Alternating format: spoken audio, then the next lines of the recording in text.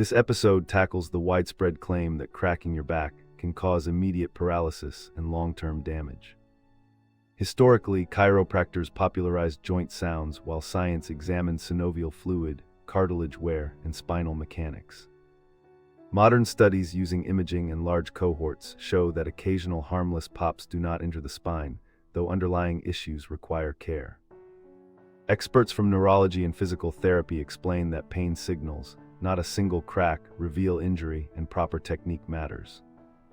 By examining case reports, clinical trials, and patient education, viewers learn to differentiate safe habits from risky claims.